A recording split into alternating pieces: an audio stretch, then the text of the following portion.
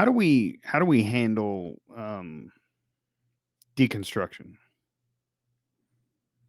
This is a very big trend, and I think Christians are not really taking responsibility for their part in it. Um, I blame American churches 100% for this because you have people who were dying to believe, and I'm not saying every deconstructionist out there is being genuine. There are a lot of people out there, they're just jumping on a trend because they can get views, and atheists flock to these like TikTok and YouTube channels, um, because they love to see someone leave Jesus. I mean, so, but there are some genuines out there, and I was one of them at one point. I, uh, I grew up, I wasn't, my family wasn't like we had to go to church every Sunday, or I mean, I didn't go a whole bunch when I was a kid. Um, I really didn't go a whole lot through my teens. Um, I did some youth group stuff, but I wouldn't say I was like a diehard believer. I didn't even know why I believed what I believed. I didn't have a strong foundation of faith. And that's what I typically am honest with these people. They take it as an attack, but it's the truth. They weren't discipled properly, meaning they had poor leadership in their church. That's the church's fault.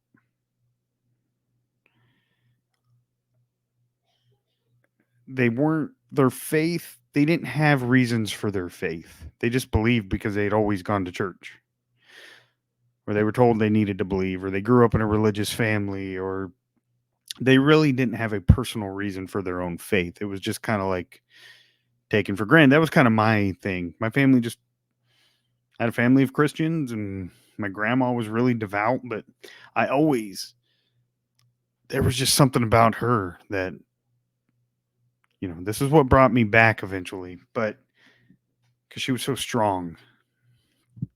And, um, but they have a foundation of faith built on sand. Now they take that as attack when you tell them like your faith wasn't strong to begin with, because I mean it's true.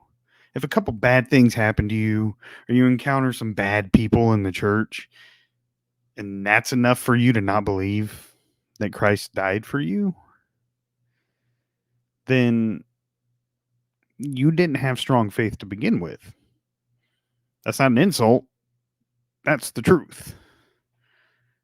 Because right now you could show me someone in the church. You could show me a church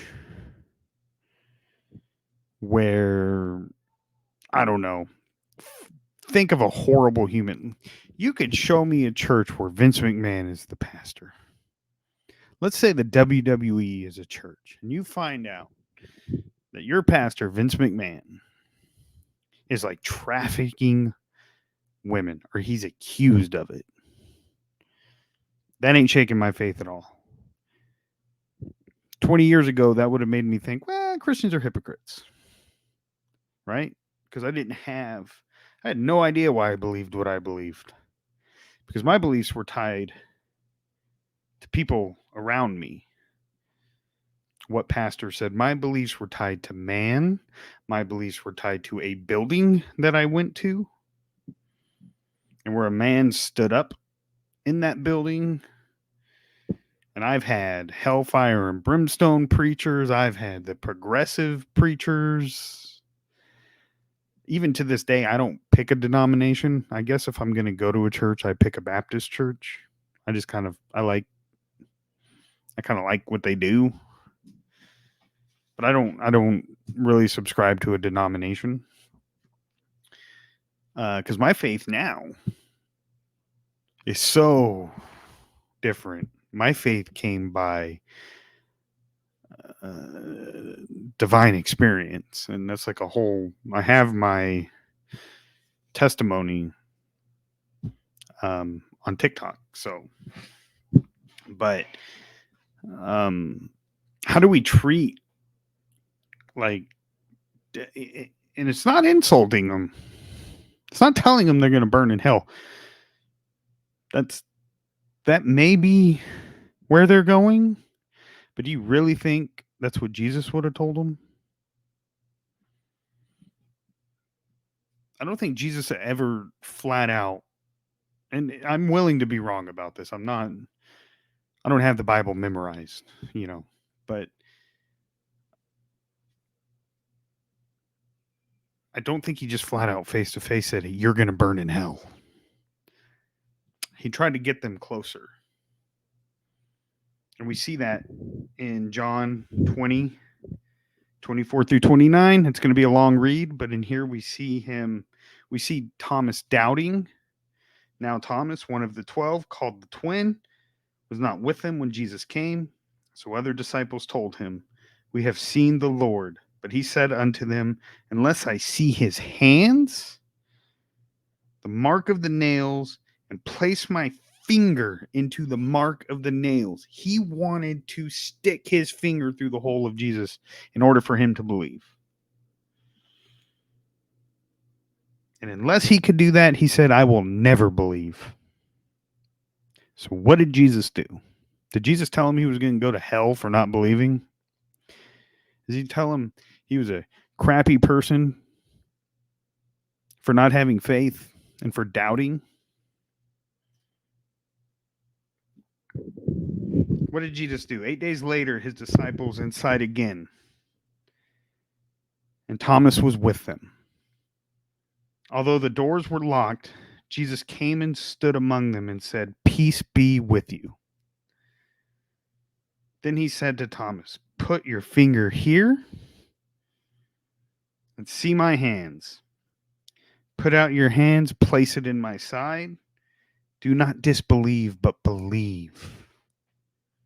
Thomas answered him, "My Lord, my God." "Have you believed because you have seen me?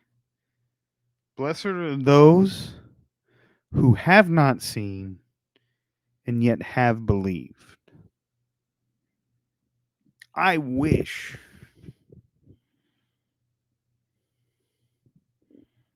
I had never doubted, right? I wish I just had like that blind faith, but only Jesus had that kind of blind faith, right? You have this, yes, he has a spirit of God in him, but he also is covered in the flesh and he's walking through life. And he had to have been fighting that flesh because his flesh is telling him, his flesh is fearing. He knows what's going to happen to him. His flesh had to be scared because the flesh fears death. That's it for flesh. Flesh is gone at death. It doesn't move on. Your soul moves on. Flesh does not. But he had that faith his entire walk. He never doubted his mission. Peter denied him 3 times. Every single one of the apostles showed doubt. Doubt is all over the Bible. Have you read Ecclesiastes? Solomon was depressed, wondering if things were worth it. What does all this matter? Does any of it mean anything?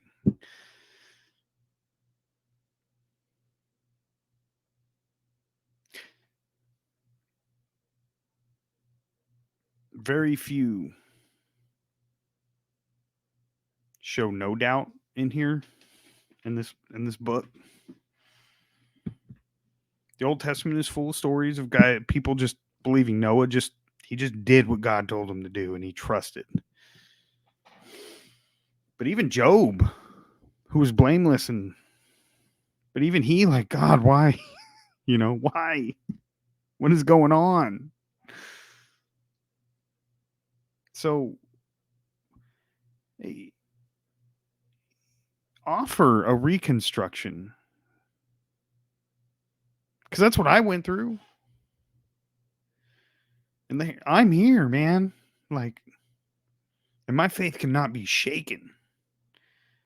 And I was an atheist. I used to curse God's name. I don't know. Maybe I committed an unforgivable sin. I have no idea. I just have faith that Jesus saved me.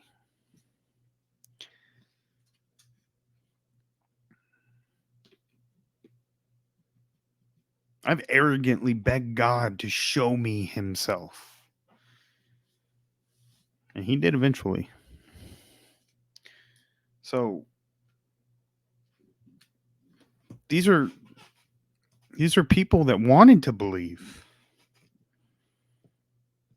They wanted to believe. And the moment they doubted, they were shown a very ugly side of Christianity that just does not. We are poor representations of Jesus Christ. I can admit that. I have a pastor that can admit that. I've heard him say it. We are not good representations of Jesus Christ. And man, that unfortunately people will fall away. And Jesus did predict people will fall away because they're going to be led astray by false teachings and the world. What's crazy is I applied that same standard of deconstruction to academia. And that's what led me back on my path back, because then I was like, well, this is all crap too. And I'm not going to sit here and the data sets always change. They're always wrong. When we make historical, like who in ancient history existed, or what do we know existed? So you have, let's say Rome is this big. The amount of evidence we actually have for Rome, and I'm including the buildings that exist in the documents, it's less than this pinch. It's less than this pinch. We are dealing with infinitesimal amounts of information to make our decisions and kind of create a narrative around what Roman society was and who these people were and how they behaved. It is a crapshoot of an educated guess. So when I deconstructed those things, I don't reject science. If anyone who talks to me, I love quantum physics. I will talk about evolution. I'll talk about the Big Bang. I think science is a wonderful thing. I love history. I'm a history buff. But it took more faith to believe in a lot of those things than it does to believe in God. Because I have experienced that. And anyone who tries to tell me that wasn't real, or that was, or you were just having an emotional reaction and there was chemicals in your. No. But that's what they do. They insult you. They say you're nuts. You have a mental disorder. Right? I see that now. Religion's just a mental disorder. Even though it's been the majority, it's been the way people have existed forever. And it's how we got science, and it's how we got mathematics, and it's how it came before all that. So don't be that.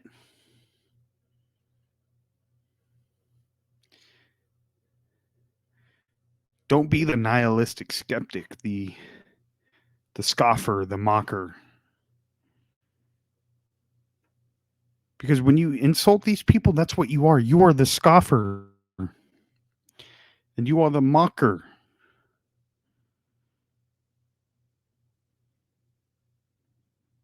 You have to show them the love that they're missing out on.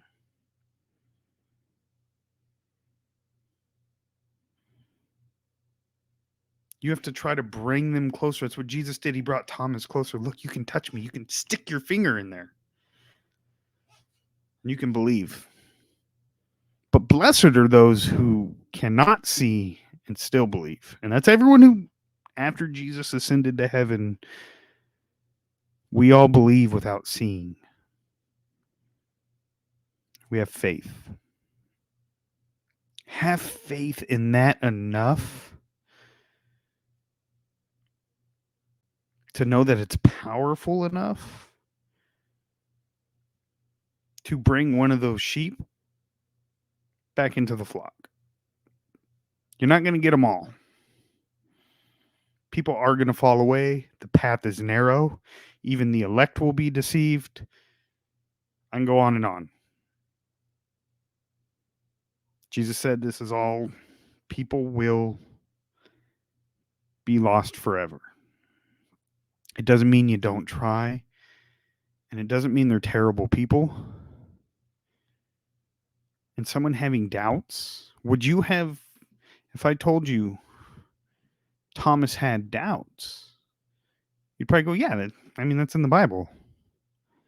But then if I tell you Sarah over there is having doubts, oh, she's not, what a terrible person.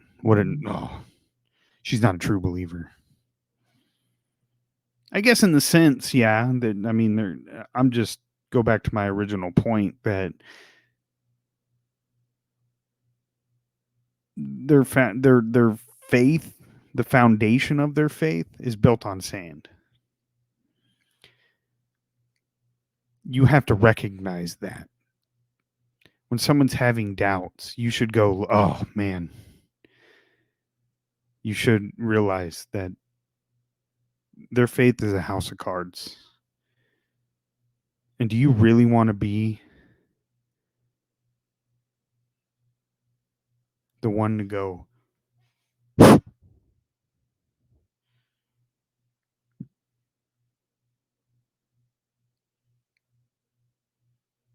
going to end in prayer. Lord, I pray that what I said today was your will and that it brings you glory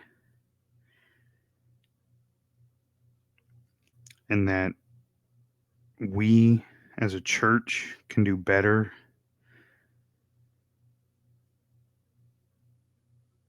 when people have doubts, that we bring them closer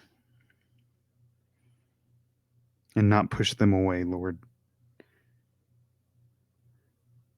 And I ask that you guide us, give us discernment, and give us the compassion and the love that your Son had. In Jesus Christ's name we pray. Amen.